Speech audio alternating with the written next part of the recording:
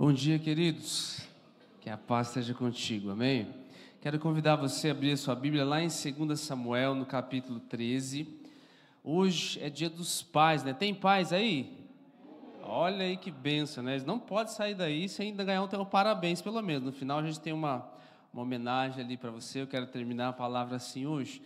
Eu sou muito grato a Deus, eu vejo assim as pequenas coincidências, né, do Senhor, elas nos sinalizam certas coisas. Você não pode viver só de sinal, né? Você tem que viver pela fé em muitas coisas, certeza daquilo que você não enxerga. Mas tem certas coisas assim que o Senhor parece que Ele, dentro dos desafios que a gente faz com Ele, nos sinaliza. E essa é uma das gratas coincidências que eu vejo. Eu não tinha planejado, eu montei essa série assim, até com 19 palavras, a maior série que eu já fiz. E eu tive que interromper ela em alguns momentos, né, com pausas e outras situações, então não tinha programado exatamente essa palavra para esse dia. E hoje nós entramos na fase, nós estamos estudando 1º e 2º Samuel, né, nós entramos justamente num assunto de pais e filhos aqui, né, por isso que eu gosto dessas gratas coincidências do Senhor. Sim, eu poderia ter programado, se nós fizéssemos a série ininterruptamente, para cair esse dia, bem no dia dos pais, para tratar com esse assunto contigo, mas não foi assim. Nós paramos 4 semanas para falar sobre adoração, depois tivemos algumas pausas, né, dentro da temporada, que nós chamamos a nossa série, mas enfim, caiu no capítulo 13, e hoje eu vou correr 7, 8 capítulos com você, então vai ser um pouquinho mais corrido, não vou ler toda a história, evidentemente, como eu costumo fazer aqui, mas o assunto de fato, eu até coloquei ali, como título, Quebrando o Ciclo dos Erros. Você que está acompanhando a série, você sabe que nós viemos do auge, Davi monta o templo, tem uma experiência com Deus, porém ele entra num vale profundo agora de erro, de pecado, e nós vamos ver que hoje as coisas que ele está colhendo aqui são simplesmente sementes plantadas nessa época, de fato.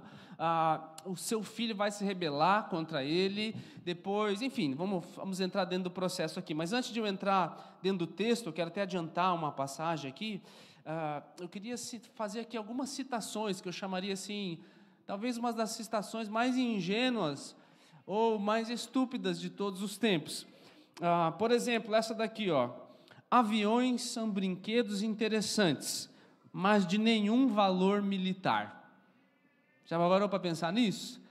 Você acha que um avião não tem um valor militar hoje? Pois é, essa frase aqui foi dita por um francês chamado Ferdinand Foch em 1911. Quando estavam saindo os aviões, ele olhou assim, é um brinquedo interessante, mas não tem nenhum valor militar. Hoje a gente olha e fala, nossa, que citação que esse cara fez.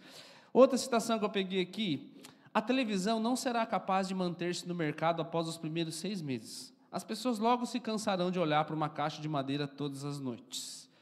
Quem fez essa citação aqui foi o presidente de uma das maiores indústrias de entretenimento, né, da 20th Fox, Century Fox, uma coisa assim, lá em 1946. Ele falou que a televisão era um negócio assim, o pessoal está lançando aí, mas não vai vingar, ninguém vai comprar esse negócio, não vai dar certo. Outra citação que eu peguei aqui, tudo que pode ser inventado, já foi inventado. Quem falou isso aqui foi o comissário de patentes dos Estados Unidos na sua carta de renúncia. Sabe, patentes é aquilo que registra novas invenções. Então, em 1899, ele renunciou ao cargo porque disse assim, não, agora já inventaram tudo que tinha que inventar, não vou inventar mais nenhuma coisa daqui por diante. Em 1899, a gente olha assim, nossa, que citação estúpida, né? Mas eu citaria aqui, em primeiro lugar, uma mais estúpida ainda.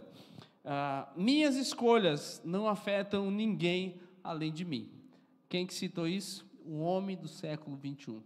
A nossa filosofia hoje, a gente vê em muitos lugares, as minhas escolhas, meu corpo, as minhas escolhas não afetam ninguém além de mim. A palavra hoje, ou a ideia hoje, vai ser em cima de certas coisas que a gente pensa assim, não, isso aqui eu posso fazer, porque afinal de contas sou só eu e Deus, ou afinal de contas sou só eu, não tem nada a ver com a minha família, não tem nada a ver com a minha mulher, ninguém tem nada a ver com isso. E nós vamos ver que nesse dia dos pais, não é bem assim que funciona.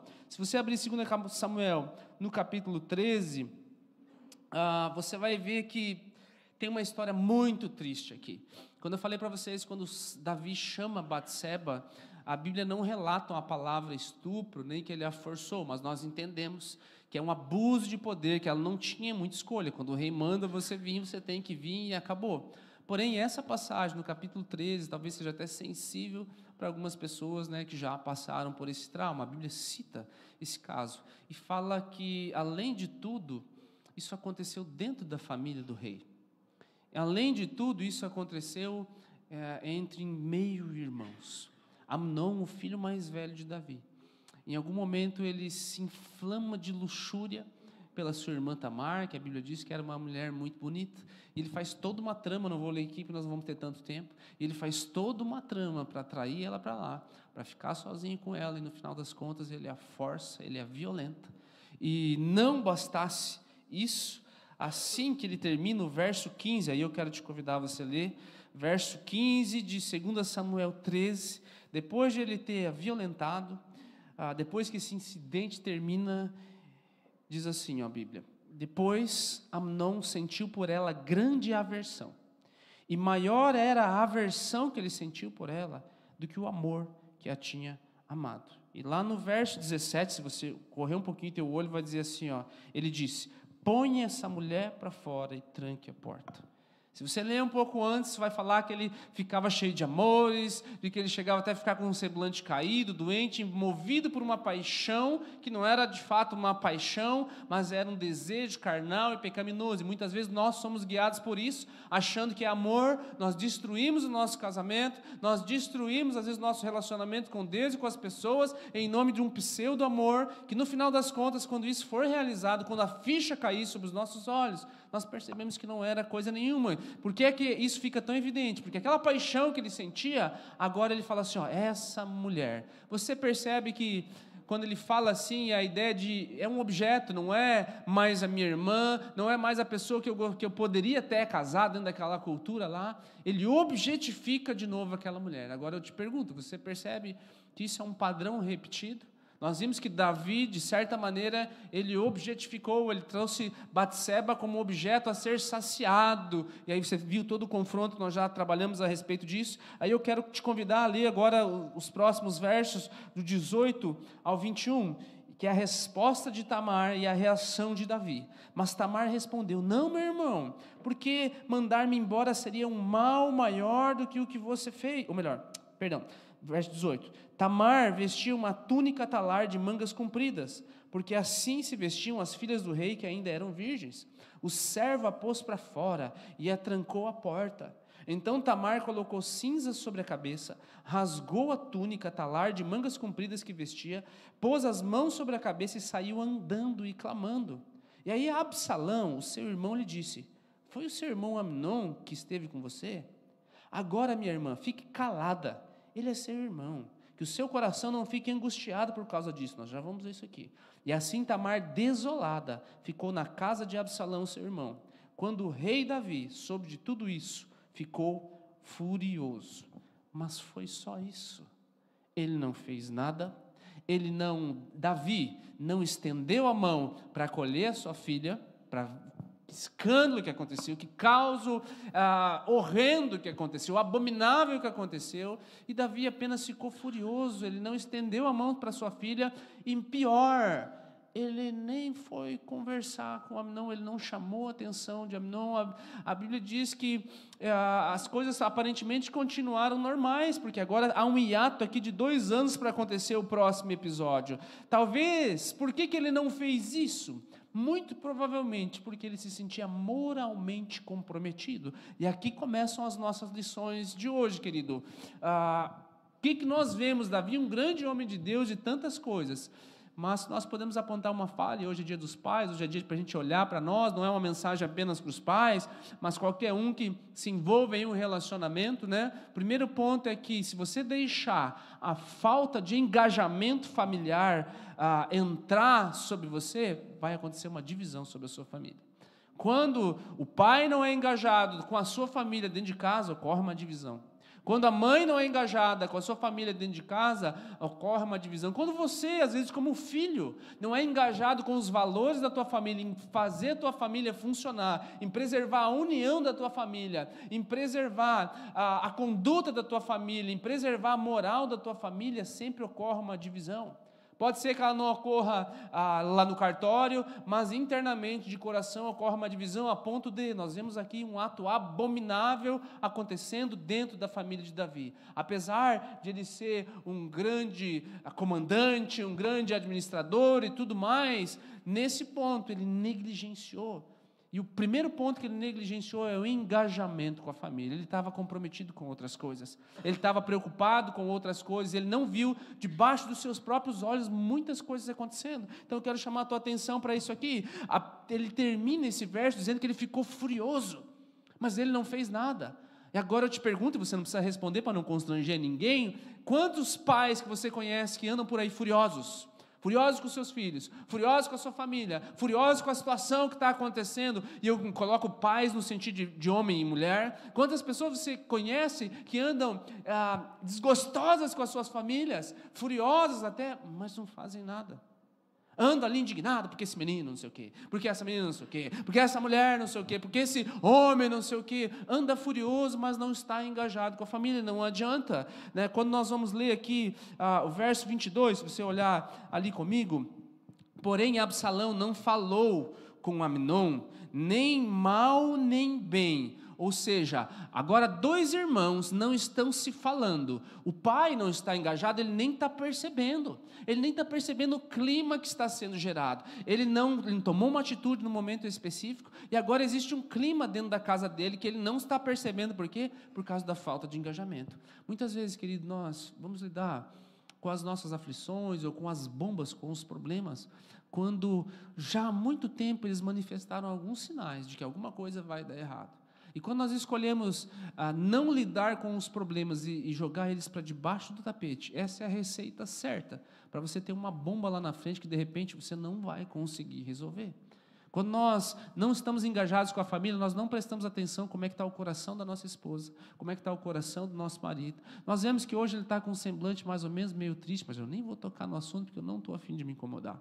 Nós vemos às vezes que os nossos filhos entram dentro de casa ou voltam da escola de uma determinada situação, e você percebe que tem alguma coisa diferente. Não, mas eu vou deixar desse jeito aí porque eu não estou a fim, ou tenho mais o que fazer. Quando você percebe, às vezes, um amigo teu que você acompanha há muito tempo, mas naquele dia parece que o semblante dele está transtornado, parece que a raiva, a fúria dentro dos olhos dele. E se você viver dentro de uma amizade desengajada, se você viver dentro de um casamento desengajado, você não vai perceber esses sinais. A palavra fala aqui que Absalão, ele não falou nem bem nem mal, mas dentro do coração dele está brotando algo muito específico, está brotando uma tragédia. O texto continua dizendo assim, porque ele odiava Amnon por esse ter violentado Tamar, a sua irmã. E o próximo verso, ele pula 2 anos. Passados 2 anos, Absalão tosqueava as suas ovelhas em Baal-Razor, perto de Efraim, e convidou todos os filhos do rei para irem até lá. Gente, 2 anos. Você acha que Davi, se tivesse engajado com a família, não tinha percebido que eles não estão se falando, que tem um clima ruim? Os filhos do rei, eles eram obrigados a passar muitas refeições à mesa do rei. Você acha que se eles tivessem engajado de verdade com a sua família, ele não tinha percebido? Daí a minha pergunta para você é: você percebe cada vez que você senta com a tua família como eles estão de verdade? Ou você só senta lá, enche aquele pratão, baixa a cabeça, ou vai comer depois em outra sala, vendo o celular ou alguma outra coisa? Eventualmente você pode até fazer isso, mas conforme os dias se passam, se você senta na frente da tua esposa para almoçar, para jantar, sem nunca ter olhado nos olhos dela para ver se tem algo diferente ali, querido, isso é uma receita para você ter problemas mais tarde. Mais tarde, isso acontece muito, né? Quando a gente vai aconselhar casais, geralmente a mulher vem e despeja um monte de problema e o marido nem sabia que a gente tinha problema. Por quê? Porque ele está desengajado. Ele está lá de corpo presente, mas quando ele senta, não é com ela que ele está fazendo a refeição, é com a cabeça lá na lua. Ou às vezes, né, os próprios filhos, eles sentam e eles estão com a cabeça em outro lugar. Não digo que você tenha que estar 100% todas as vezes, porque a vida às vezes é uma correria, mas eu digo sim, querido, que refeições são oportunidades únicas para você perceber o que está acontecendo na tua casa. Refeições são oportunidades únicas onde as pessoas podem parar. Não sei quais são as regras da tua casa, né? Se nunca pode ter celular ou pode ter celular, independente disso. O fato não é isso, o fato é que pelo menos, no mínimo, uma vez por semana, você tem que parar com a tua família, reunir todo mundo, né, ao redor da mesa ali e olhar nos olhos deles, conversar com eles, ver o que está acontecendo, perceber como eles estão se olhando, principalmente se você faz parte de uma família com mais de 2 irmãos, principalmente se você é pai e tem mais do que um filho, você olha como eles estão se tratando, você está permitindo que eles fiquem dirigindo palavras ofensivas um para o outro, às vezes nem é um xingamento, mas é seu burro, não, mas você é um idiota mesmo, querido, você está criando o clima na tua casa. Você pode pensar, não, isso é uma palavra boba, nem é um xingamento, mas isso vai dar uma permissão de ofensa dentro do coração de um irmão para irmão. Quando um pai vê um irmão ofendendo outro irmão e não faz nada, não adianta ficar nervoso, eles se brigam, não tem jeito mais, não adianta ficar nervoso. Quando você vê e não faz nada, comportamento aceito é comportamento permitido. Quando uma criança vê que você aceita ela fazer determinada coisa ou dizer determinada coisa, ela entende na cabeça dela que aquilo é permitido. Quando você não faz nada, independente do que você esteja fazendo, você gera uma atmosfera que de repente, mais tarde, você não gostaria de lidar com ela. E o texto continua dizendo que Absalão convida os seus irmãos, no verso 24, meus olhos já estão me traindo, acho que os óculos estão chegando aí, hein?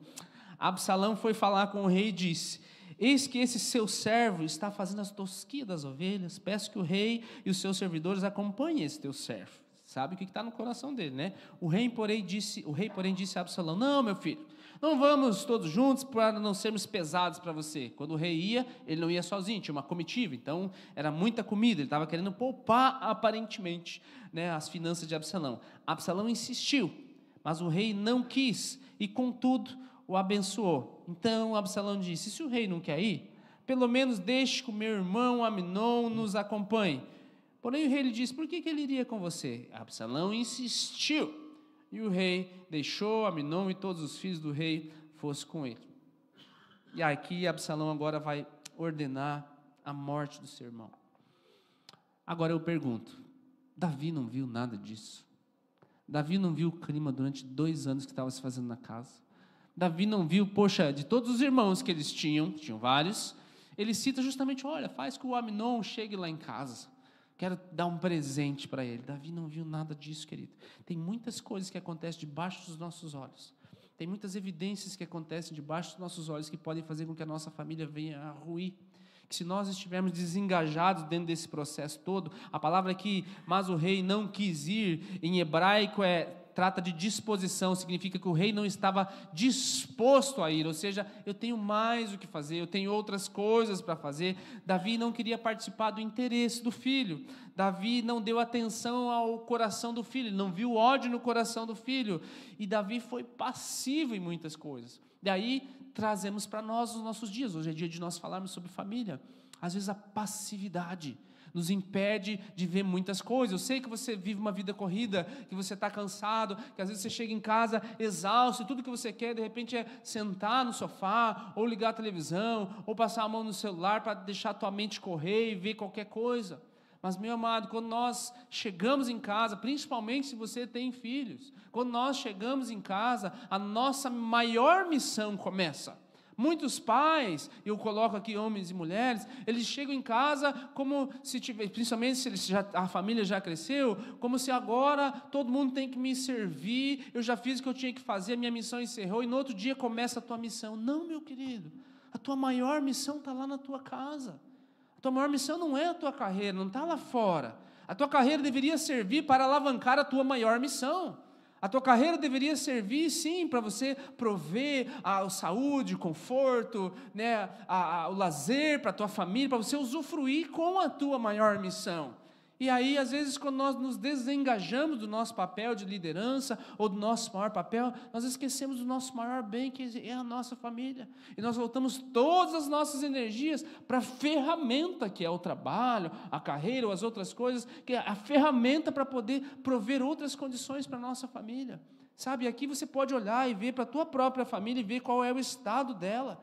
Quando Amnon ele tem toda essa ideia de vingança, você pode pensar, não, isso aqui é um irmão querendo vingar a honra da irmã. Não é. Há também no coração desse irmão agora um egoísmo e um senso de justiça própria, porque no verso 20, eu li com você, ele vai falar assim: agora minha irmã, fique calada, esse é o seu irmão. Ele não estende a mão para a irmã dele, ele não abraça a irmã dele, ele não consola o coração de uma mulher violada, violentada. Ele poderia fazer tantas coisas, ele poderia clamar pela justiça do rei. O que ele faz? Ele quer resolver do jeito dele, e ele manda ela ficar quieta: engole o teu choro que eu vou resolver do meu jeito. Às vezes nós como pais queremos fazer isso com os nossos filhos, às vezes nós como maridos queremos fazer isso com as nossas esposas, não é? Fica quieto que eu vou resolver do meu jeito, e você não olha o coração.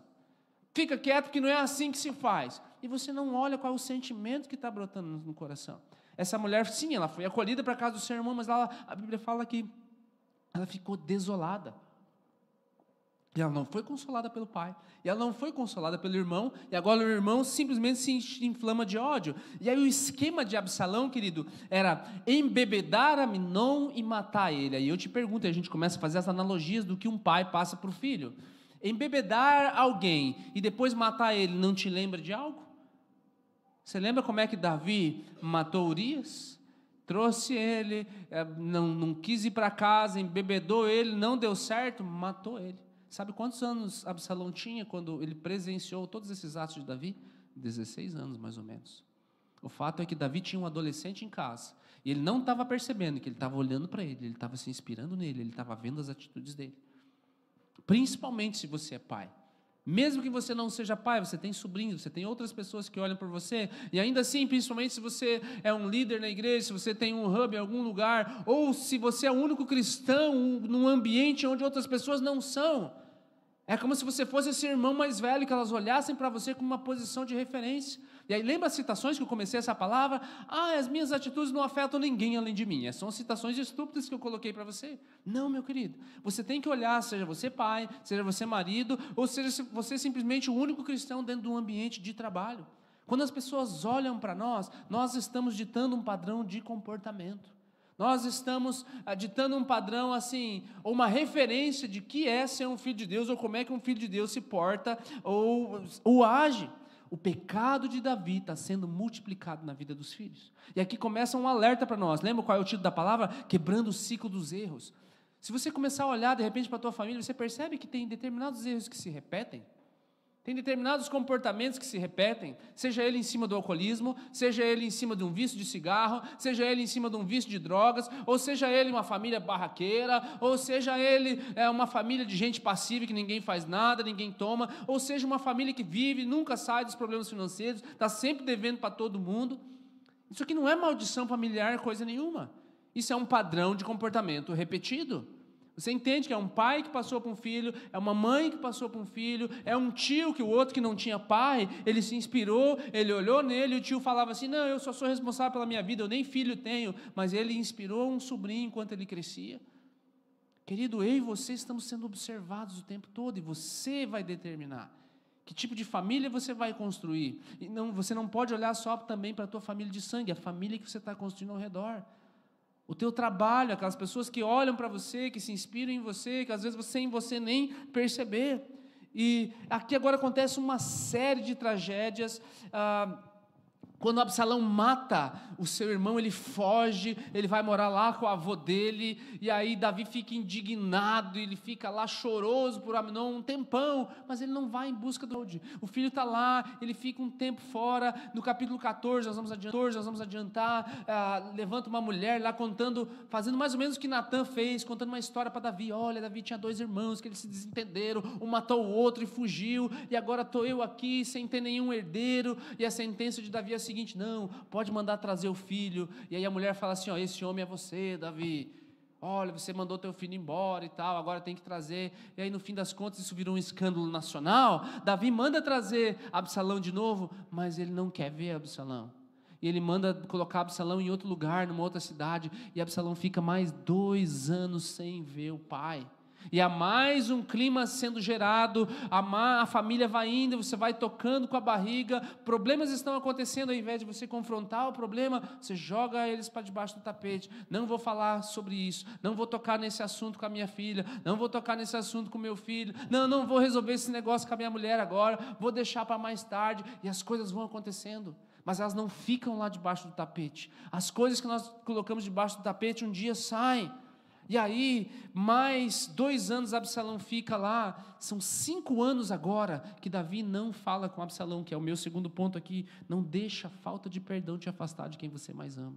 5 anos Davi não fala com Absalão agora, que era o filho que ia ser agora herdeiro do trono. 5 anos por uma falta de perdão, e aquilo vai gerando uma angústia no coração de Absalão. E sabe o que ele faz? Já um homem aqui perto dos seus 23 anos, agora já passou um pouquinho mais de tempo, mas o fato é que ele vira um garotinho tentando chamar a atenção do pai. Um dia ele até incendeia um campo, né, para chamar a atenção lá do comandante, para pedir uma audiência para falar com o pai dele.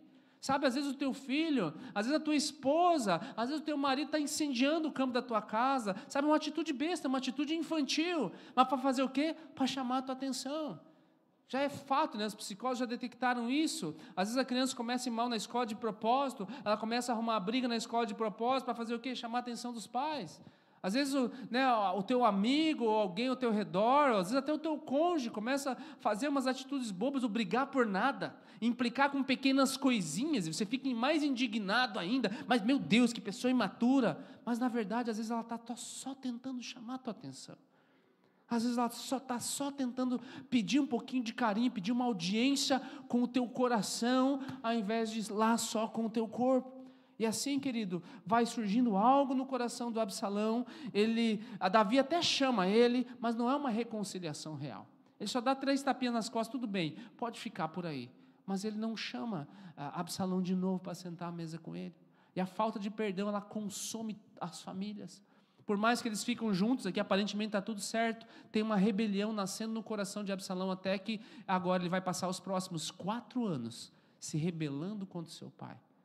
E vai haver algo horrível aqui. Algumas coisas que você precisa saber sobre Absalão, verso 25 aqui do capítulo 14, vai dizer que ele era muito bonito, que ele tinha um cabelo que pesava 2 quilos, uma vez por ano ele tosqueava lá as ovelhas, já aproveitava para cortar o cabelo, enfim, não sei qual era o tipo de cabelo, né? Mas era algo, enfim, muito grande. E ele era astuto politicamente falando, porque em determinado momento ele chegava na porta da cidade lá de Jerusalém, onde as pessoas vinham para ter uma audiência com o rei, nem todo mundo ia ter uma audiência com o rei. Então quando a pessoa chegava com um problema, ele parava a pessoa para escutar o problema dela, e falava assim, uau, que problemão você tem, né? Não sei se o rei vai atender você hoje, há muita gente, não sei se papai vai poder ter tempo para você, mas se eu fosse juiz de Israel, eu ia fazer justiça para todas as pessoas. E ele agia assim, verso 6 do capítulo 15 vai dizer que Absalão agia dessa maneira com todo Israel que vinha ao rei para pedir justiça, e assim ele conquistava o coração dos homens de Israel. E quando chegou a hora certa, eu vou adiantar a história aqui, Absalão monta uma rebelião e expulsa Davi do palácio. E como uma demonstração de poder e de humilhação pública, sabe o que ele faz? Ele vai lá no terraço do palácio e tem relações com algumas concubinas do seu pai, à vista de todo mundo. O profeta Natan já tinha alertado a respeito disso. Agora eu penso, no mesmo terraço em que Davi olhou para Batseba, no mesmo terraço em que Davi deixou a luxúria tomar conta do seu coração, agora o seu filho faz a mesma coisa. Sabe, querido, existem certos comportamentos que são repetidos sobre a nossa família, que eles não são à toa. Os nossos filhos vêm, os nossos irmãos vêm. A atmosfera que a gente vive no trabalho, nós temos o poder de transformá-la. E nós geramos essa mudança. Existem certos comportamentos perpetuados na tua família, e você vai perceber, de repente, você se percebe fazendo coisas que você não gostaria de fazer. E aí eu já ouvi muitas pessoas falando assim, eu não quero ser nunca igual ao meu pai, porque meu pai era um grosso, meu pai tratava minha mãe assim, assim, assado. Mas quando você é adulto, você vê você se repetindo os mesmos comportamentos que você odiava no teu pai. Por quê? Porque o exemplo arrasta. As palavras muitas vezes podem convencer uma pessoa, mas o exemplo ele vai arrastar as pessoas. Sabe, eu sou uma pessoa, de certa forma, calma por natureza, eu também tenho as minhas explosões e tudo mais, mas quando eu perco a cabeça, hoje não mais assim, né? Faz tempo que não acontece, mas quando eu perdi assim mais a cabeça de maneira desvairada, eu fazia coisas assim que nem eu não acreditava que eu era capaz de fazer. Eu não media consequências por causa da minha fúria. E mais tarde, quando eu já era adulto, eu percebi que quem conhece meu pai sabe, antes dele se converter, como ele era muito explosivo, muito impulsivo. E eu vi algumas coisas que ele fez, eu vi ele brigar nos campos de futebol, eu vi algumas coisas, e quando eu me peguei, eu estava fazendo as mesmas coisas que ele, mesmo não tendo o mesmo temperamento que ele. Não tem a ver só com a culpa dele, porque ele quebrou o ciclo, agora eu tenho que quebrar o ciclo da minha família. Mas eu estou dizendo que às vezes tem comportamentos sobre a tua vida que você não gostaria de fazer, e você está só repetindo aquilo que você já viu. E aí existe esse comportamento, eu quero dizer, que você vai passar para os teus filhos, você vai passar para as pessoas que estão ao redor. A atmosfera, de repente, um espírito extremamente crítico. Você já conversou com pessoas que vivem reclamando, só olha o lado ruim das coisas. Quando você fala para ela alguma coisa, com a desculpa de falar que ela analisa os problemas para evitar os problemas, não, ela é pessimista. Ela é pessimista, ela desanima os sonhos das pessoas, ela não compra a visão. Você conversa com ela, você sai de lá assim, meu Deus, a vida é difícil mesmo. Sabe, querido, o capítulo 15 aqui, ele vai terminar com um fracasso de Davi. Eu não quero que você termine com esse fracasso em nenhum momento da tua vida. O verso 30 do capítulo 15 vai dizer que Davi seguiu pela encosta do Monte das Oliveiras, subindo chorando, tinha a cabeça coberta e caminhava descalço, e todo o povo ia com ele de cabeça coberta e subiu chorando. Davi, ele não trata com a sua casa, e agora o que ele está colhendo? A rebelião de um filho. O filho tomou o negócio dele, foi lá, usurpou a empresa que ele tinha, se rebela contra ele e expulsa ele de casa. E o rei não faz nada ainda, ele simplesmente sai. Mas, pulando lá para o capítulo 18, a maré muda, Davi reúne seus exércitos e agora persegue Absalão e ganha deles.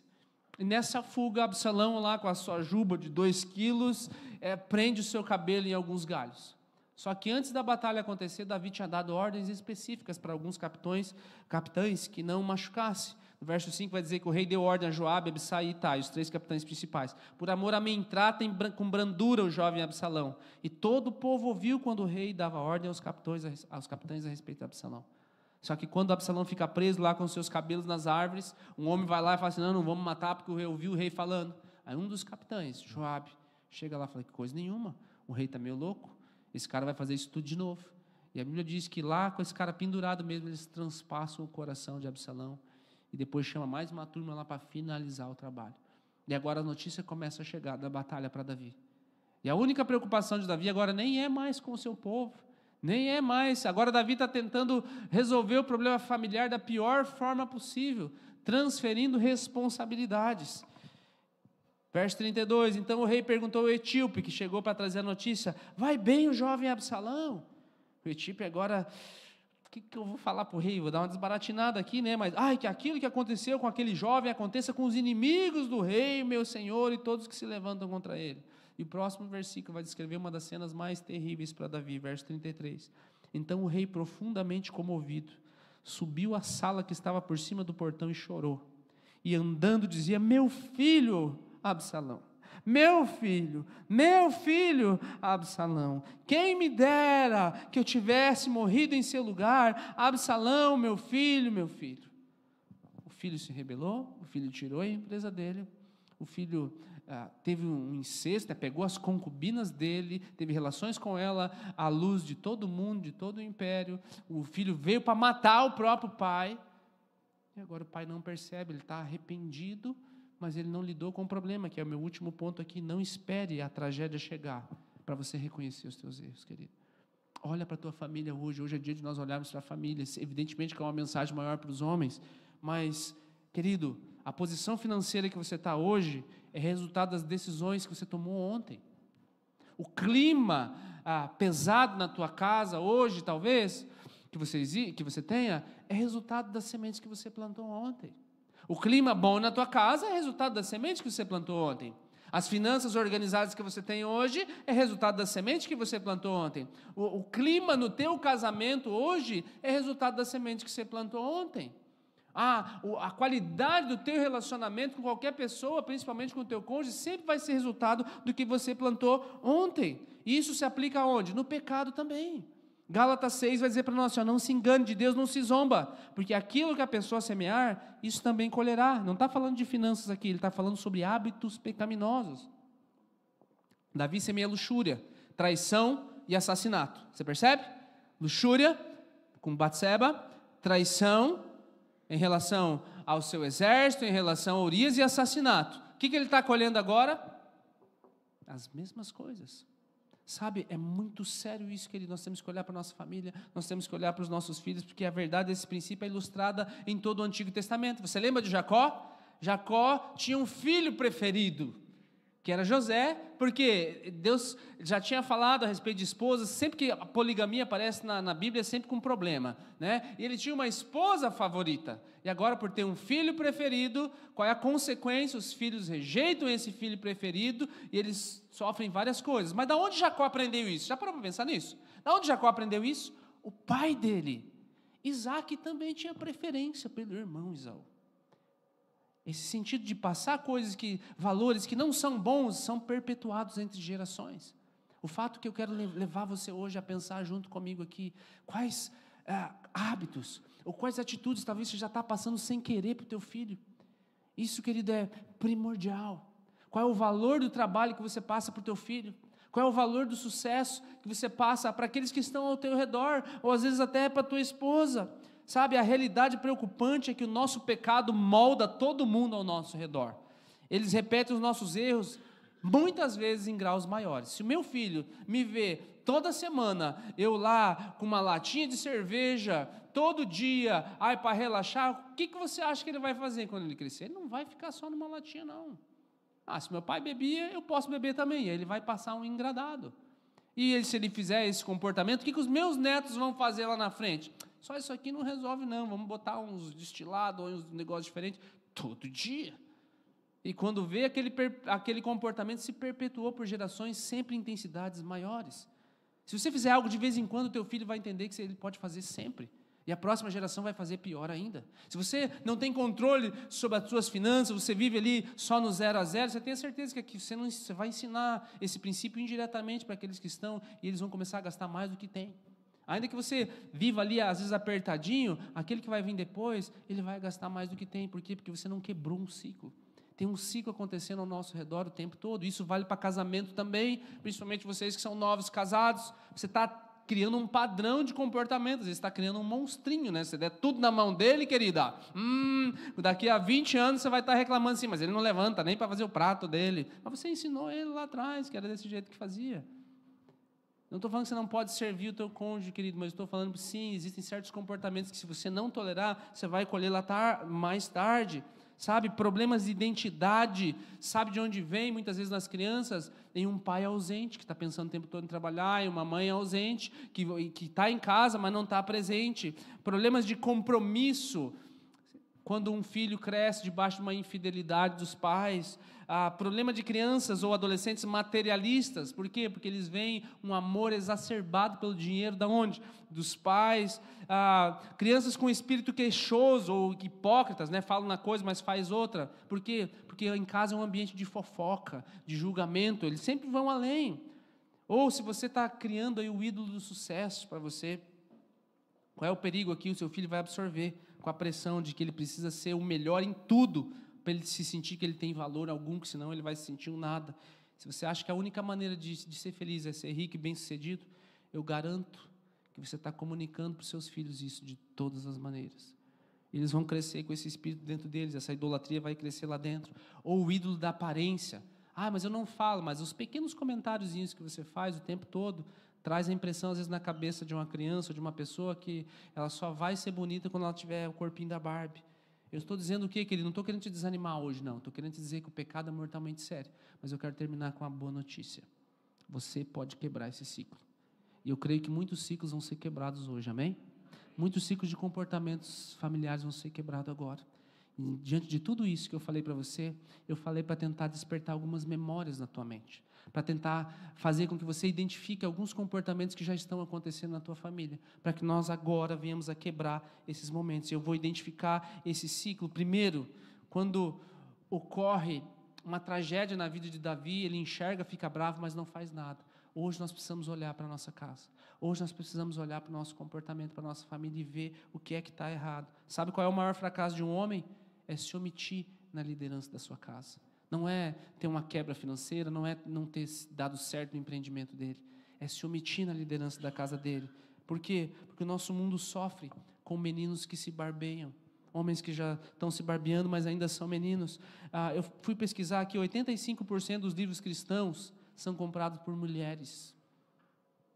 É uma vergonha para nós homens. Por quê? Porque as mulheres se importam mais com o que está acontecendo na casa espiritualmente do que os homens. Querido, isso é um ciclo que você está passando para o teu filho. Isso é um ciclo que precisa ser quebrado.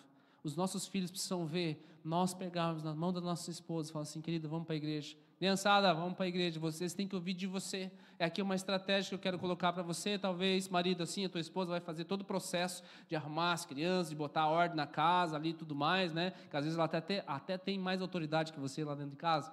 Mas a dica que eu quero dar para você é que pelo menos se combine para que ela fale lá para todo mundo assim, quando você falar, você dá a última palavra. Gente, vamos para a igreja. Daí todo mundo vai para a igreja. Entende? Porque você quer criar um novo padrão naquele lugar. Papai era aquele que tomava a iniciativa. Papai era aquele que fazia a gente vir para a igreja. E isso vai gerar uma mudança na próxima geração. O que teria acontecido se Davi tivesse tomado uma atitude quando Aminon fez o que fez? O que teria acontecido se Davi tivesse chamado Absalão e repreendido ele, e falado com ele, e perdoado ele? O que teria acontecido se ele tivesse definido limites? O que teria acontecido se ele tivesse sido um conselheiro sábio? O que teria acontecido se ele tivesse disposição para perdoar? Eu te pergunto, o que pode acontecer na tua família se você começar a ter conselhos mais sábios? Se você começar a ler livros sobre comportamento familiar? O que pode acontecer na tua família se você começar a pôr limites nos teus filhos? O que pode acontecer na tua família, querido? A conclusão é que tem 3 reis aqui. Tem um rei passivo, que é o rei Davi. Tem um rei abusivo, que é Amnon. E tem um rei rebelde e egoísta, que é Absalão. Nenhum deles é o rei que a gente precisa. Tem um rei que veio para quebrar o ciclo. Se coloque de pé, por favor. Olha aqui, ó. Preste bem atenção, que é onde eu vou terminar aqui.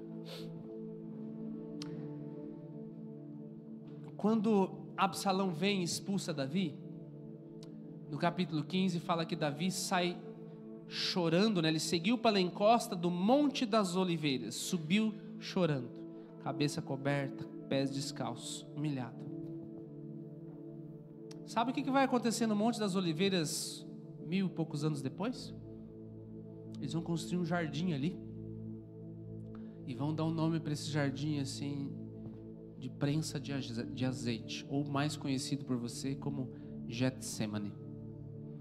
Nesse mesmo jardim que Davi sobe chorando com a cabeça baixa, mais tarde outro filho de Davi, chamado da descendência de Davi, chamado Jesus, vai subir esse mesmo monte, também para chorar um dia. Mas diferente de Davi, ele não vai chorar pelos pecados próprios dele, ele vai chorar pelos nossos pecados. Ele vai subir um monte, também rejeitado como rei, mas não por razões justas, por razões injustas.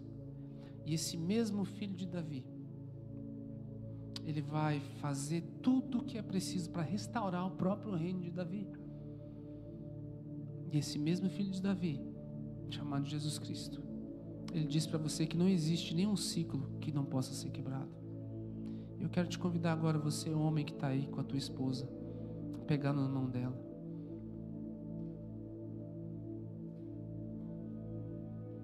Se você está com a sua família ao teu redor, você homem, olhe para eles e fala assim, dê a mão aí para tua mãe, para teu tio, para sei lá quem está do teu lado. Quando você toma a iniciativa de conduzir a tua família, esse filho de Davi entra na tua casa, não interessa qual é o ciclo do pecado que está lá dentro, ele é capaz de quebrar. Hoje é dia dos pais, nós não estamos no Monte das Oliveiras, mas nós entendemos que esse filho de Davi é aquele que deve ser o rei da nossa casa. É debaixo do princípio dele que nós vivemos, e é debaixo do comportamento e dos valores dele que nós queremos viver. Saiba você, homem, que tem ficado apavorado com o ambiente que nós vivemos hoje. que se você não tiver Jesus como teu centro supremo, como teu Senhor, não adianta você tentar forçar os valores sobre os teus filhos. Eles vão buscar lá fora. Saiba você, homem, que se você não assumir o papel de liderança na tua casa espiritual e transferir tudo para a tua esposa, ela vai fazer, e glória a Deus que ela faça, melhor que ela faça do que não faça. Mas você está negligenciando a tua maior missão de vida. Mais tarde talvez tenha algumas coisas que você está jogando para debaixo do tapete. É tempo de você se levantar na tua casa. É tempo de você, hoje é dia dos pais, então vou falar especificamente agora para os pais. É tempo de você olhar para o coração do teu filho. E a melhor maneira de olhar para o coração do teu filho seja, em primeiro lugar, olhar para o coração da mãe dele. E ver, não simplesmente realizar todos os desejos dela, mas ver o que está lá dentro do coração dela. Ver quantas palavras você disse que afirmou ela, de que ela é linda, de que ela é maravilhosa, de que ela é tudo aquilo que você, ela é mais do que você merece, enfim. De você olhar e fazer talvez o que o teu pai não fez. Eu sei que muitos de nós aqui viemos de famílias desestruturadas, nós não tivemos uma figura de pai. Ou ainda que você teve um pai presente, ele não te passou os valores que precisava passar. Talvez ele te abandonou, talvez ele fez tudo aquilo que não era para fazer. E aí eu quero te dizer hoje que o teu Pai Celeste não é igual ao teu Pai terreno. O teu Pai Celeste, ele jamais te abandona. O teu Pai Celeste, ele estava presente, enquanto talvez o teu pai terreno foi negligente com você. Talvez ele foi até abusivo com você. Ou talvez simplesmente você não teve a graça de ter o teu pai porque você perdeu ele cedo. Eu quero dizer hoje que talvez é um momento de quebrar esse ciclo de dependência que você ficou lá atrás, você ficou preso lá atrás. E você viveu talvez uma vida inteira ou culpando a Deus ou as outras pessoas, ou você achou que agora tudo depende de você, você não tem mais o teu pai, e você até foi bem sucedido em muitas coisas, você se virou apesar de ele não estar lá. Mas querido, você não pode fazer todas as coisas, você precisa dele. Hoje é dia de nós quebrarmos um ciclo. Os teus filhos não vão ficar desamparados, ainda que você esteja ausente em algum momento. Se Jesus for o centro da tua casa, o Senhor da tua casa, saiba que em nenhum momento os teus filhos e a tua esposa vai ficar desamparada. Vamos orar para as nossas famílias? Minha esposa, venha para cá já. Olha como eu mando.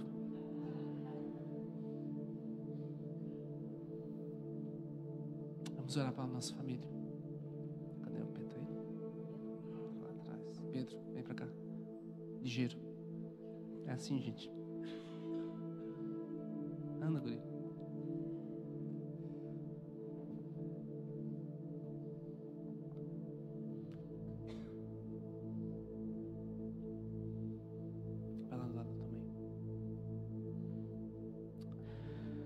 Pai, hoje é um dia tão especial, Senhor. Ser pai é um privilégio, uma graça, uma responsabilidade extraordinária, Pai. Nada do que eu possa fazer, Senhor, é mais excelente, é maior ou é melhor do que o que o Senhor pode fazer. Por isso eu, junto com todos os meus irmãos aqui que são pais, Senhor, nós pedimos que o Senhor nos dê graça, nos dê favor, Pai, para poder olhar para a nossa casa, olhar para o coração da nossa esposa, olhar para o coração do nosso filho, da nossa filha, Senhor.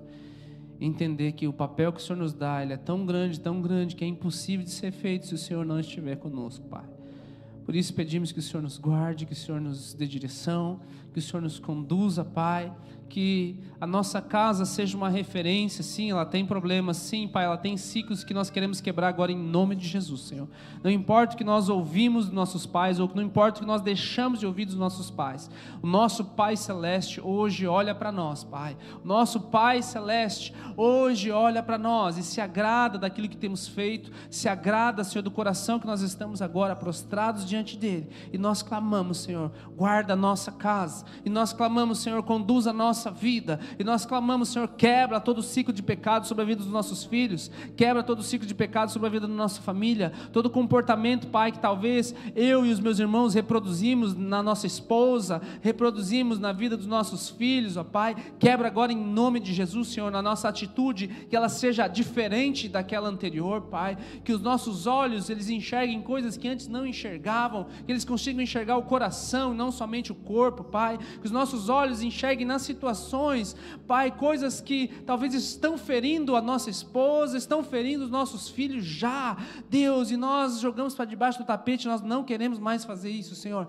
Abre os nossos olhos, que de hoje em diante se inicie um novo ciclo nessas famílias, Senhor, um ciclo de bênção. A Tua palavra diz que ainda que o pecado visite a terceira e a quarta geração de maldição, o Senhor visita em bênção até a 1000ª geração, ó Pai, perpetuamente a nossa família de hoje em diante gera um novo comportamento, gera um novo ciclo de bênção, de prosperidade, ó Pai, não de miséria, um ciclo, Senhor, de alegria, não de tristeza, Senhor, um ciclo, Senhor Jesus, de proclamar as vitórias, as grandezas e as riquezas, não apenas as coisas pessimistas, Pai, em nome de Jesus, Pai, a nossa família se inicia um novo ciclo hoje, Pai, de união, não de discórdia, Pai, de amor, não de rebelião, Deus, em nome de Jesus, quebra todo o levante das trevas, Senhor, de desfazer as nossas famílias, quebra toda tentativa do inimigo, ó Pai, de causar divisão, discórdia, Pai, de tirar o amor, a paixão desse casal, em nome de Jesus, ó Pai, sela, guarda cada família aqui, Senhor, a começar por esses homens, Pai, guarda cada esposa, cada filho, Pai, cada filha, Deus, em nome de Jesus, cada membro dessa família, Senhor, que nós consigamos expressar como filhos o amor pelos nossos pais, o respeito, Pai, a honra, que nós venhamos a conseguir, Senhor, como cônjuge de Deus, expressar para ele e para ela, Senhor, o nosso afeto, o nosso amor, o nosso compromisso para os nossos filhos, ó Deus, o exemplo que eles precisam ser, e debaixo de tudo isso nós cremos que o Senhor está fazendo algo, Pai, que essas famílias são seladas, guardadas, amparadas por Ti, Senhor, e que nenhum levante das trevas prevalecerá contra ela, porque elas são as carregadoras de bênção, Senhor, que de hoje em diante esse novo ciclo, ó Pai, se inicie e gere aqui gerações, ó Pai, gerações sobrenaturalmente transformadas pelo poder do Teu Espírito Santo, uma nova história, Pai, debaixo desse sobrenome aí, Senhor, uma nova história, Senhor, em um novo ciclo, debaixo da bênção, da quebra de todas as maldições, ó Pai, toda palavra proferida contra essa família, Pai, seja quebrada em nome de Jesus, Senhor, Pai, que eles não iam dar nada, de que é uma família, Senhor, de caloteiros, Senhor, em nome de Jesus, quebra todas as palavras de maldição, ó Pai, que se inicie um novo ciclo de comportamento, de honra, de fidelidade, ó Pai, de amor e devoção aqui hoje, desse marido por essa esposa, da esposa pelo marido, dos pais pelos filhos e dos filhos sobre os pais, em nome de Jesus. Se você crê nisso, diga amém. Assim seja feito sobre a minha família, em nome de Jesus. Vamos aplaudir o Senhor? Glória a Deus.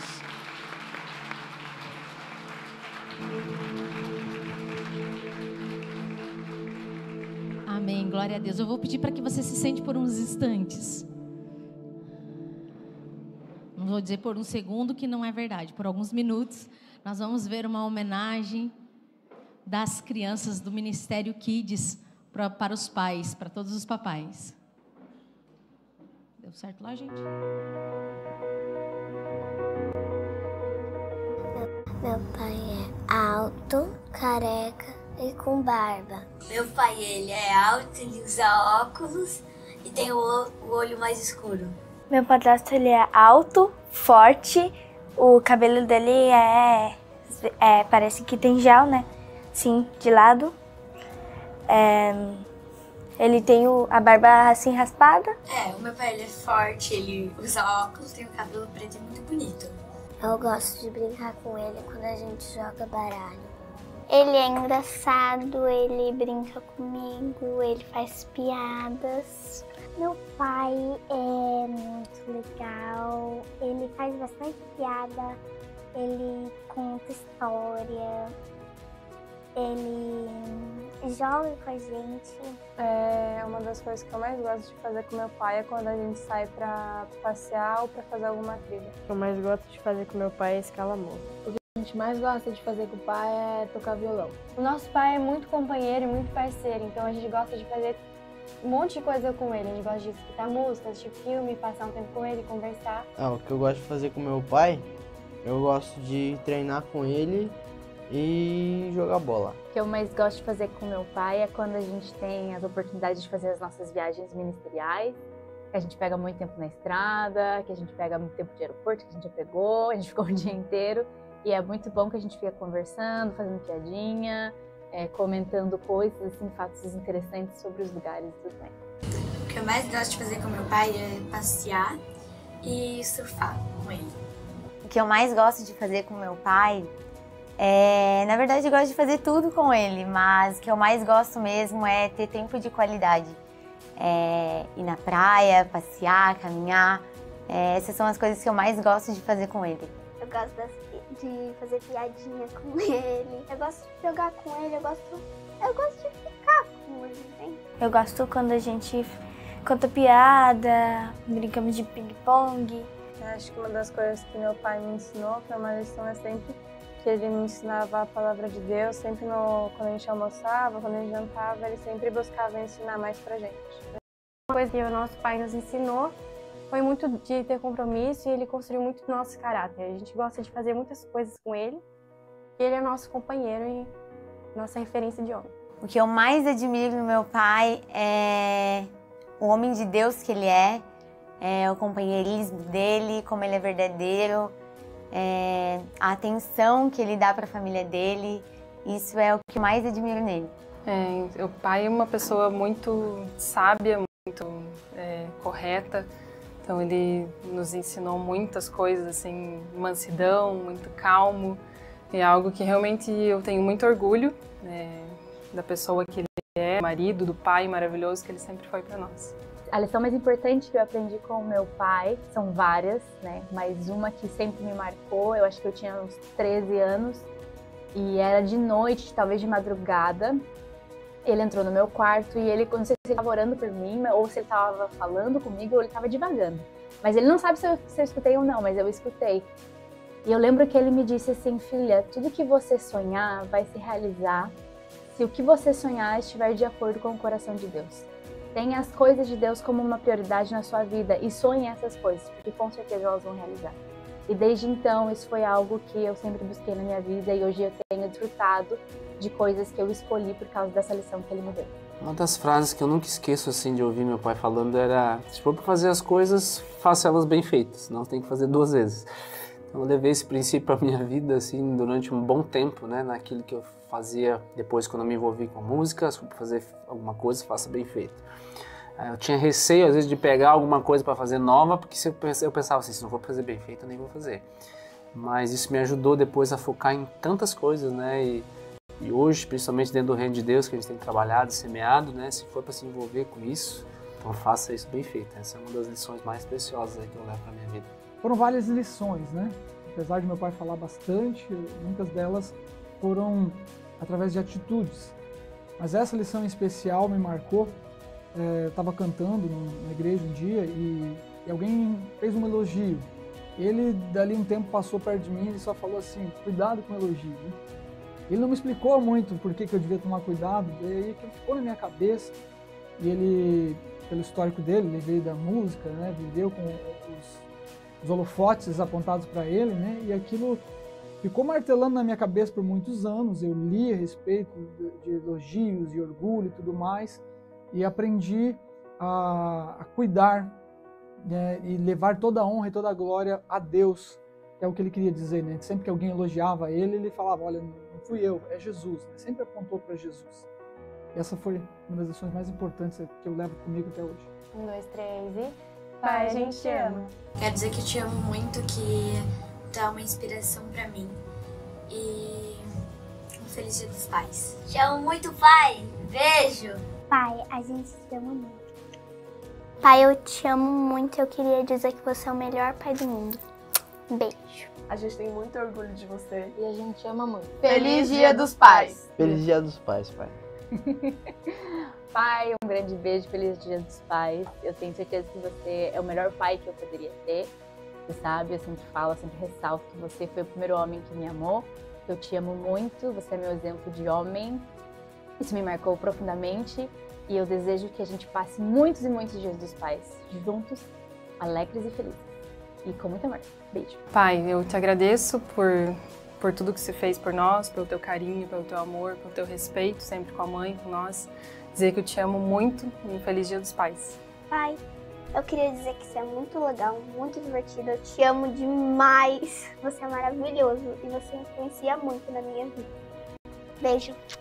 Feliz Dia dos Pais. Muito obrigado, Pai, por me educar sempre nos caminhos do Senhor e por me amar independente do que eu faço. A gente ama muito você, Pai. Obrigada por sempre ensinar a gente nos caminhos do Senhor, por sempre educar a gente e dar o seu melhor. E eu quero dizer que eu te amo muito, que nós possamos ainda viver muitas coisas juntos e que você tem, com certeza, né, um lugar especial no meu coração. E eu falo de você com muito orgulho, porque eu tenho muito orgulho de você e muita admiração. E que Deus te abençoe. E eu vejo, né, Jesus em você. Você tem o brilho de Jesus e você alegra o ambiente que você está. O único que eu posso dizer é que eu amo ele. E eu sei que o que ele faz pra mim é pelo meu bem. Te amo, papai. Então, parabéns, pai, pelo teu dia. Você é um exemplo para mim, me orgulho muito de você. Te amo. Feliz Dia dos Pais!